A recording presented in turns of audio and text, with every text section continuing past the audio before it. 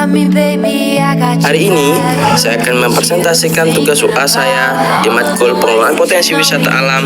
Dalam hal ini, yang menjadi dosen pengampu mata kuliah kami adalah Bapak Pranoto Hadi Priya. Baik teman-teman, di kesempatan kali ini saya akan coba menjelaskan beberapa elemen yang menjadi tugas kami dengan mengambil salah satu daya tarik wisata yang ada di Pulau Lombok, yaitu Taman Nasional Gunung Rinjani.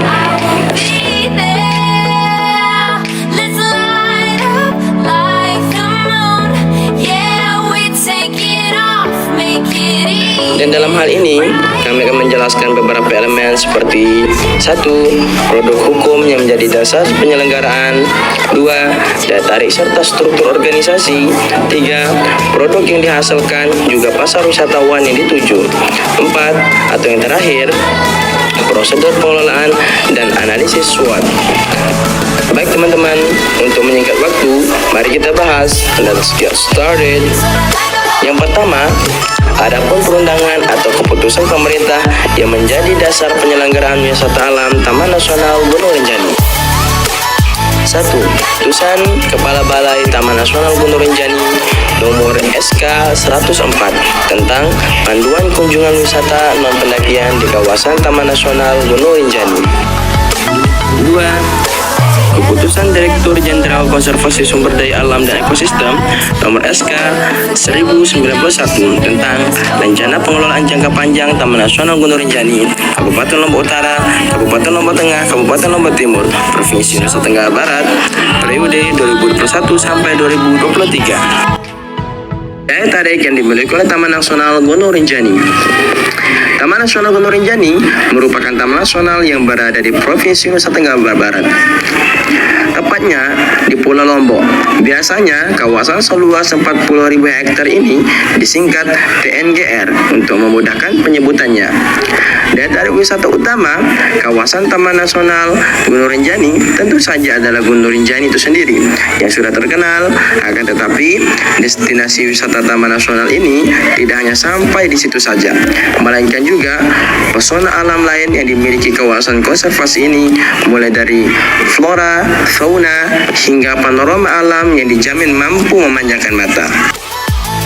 Untuk struktur organisasinya, seperti yang kami pajang di video ini, teman-teman bisa lihat sendiri struktur organisasi yang dimiliki oleh Taman Nasional Gunung Rinjani.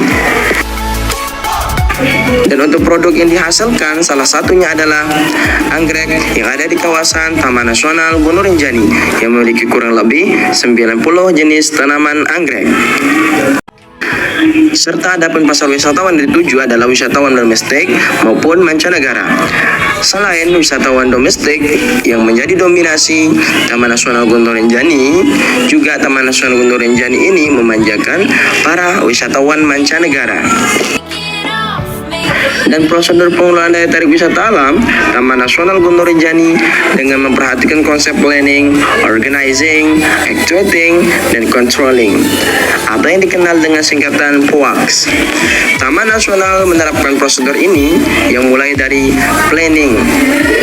1. Planning. Taman Nasional Gunung Rinjani termasuk ke dalam kawasan pelestarian alam. Taman Nasional Gunung Rinjani ini dibentuk dengan tujuan memperoleh profit dan melestarikan alam serta mengenalkan keindahannya kepada dunia. 2. Organizing. Organizing. Setelah menentukan sejumlah strategi, Taman Nasional Gunung Rinjani merekrut sejumlah karyawan dan tenaga ahli untuk berkontribusi dalam mengelola dan mengembangkan Taman Nasional Gunung Rinjani. Ketiga, actuating. Taman Nasional Gunung Rinjani melalui proses dalam melestarikan alam dan mengenalkan di muka dunia. Para petinggi pengelolaan Taman Nasional Gunung Rinjani membimbing sumber daya manusia dan selalu memberikan motivasi. Semua ide yang telah dirancang sebelumnya diimplementasikan semaksimal mungkin. 4. Controlling. Setelah Taman Nasional Gunung Rinjani memulai proses dalam melestarikan alam dan mengenalkan ke muka dunia, kemudian melakukan evaluasi. Dan selanjutnya teman-teman, atau yang terakhir adalah analisis SWOT pada Taman Nasional Gunung Rinjani, atau yang memiliki kepanjangan mulai dari strength, weakness, opportunity, dan trait. Yang pertama teman-teman adalah strength. Adapun strength atau keunggulan dari Taman Nasional Gunung Rinjani adalah keindahan alam, panorama untuk fotografi. Jadi kelemahan yang dimiliki oleh Taman Nasional Gunung Rinjani ada termasuk jaringan listrik, sumber daya manusia di bidang pariwisata. Ketiga, opportunity atau peluang.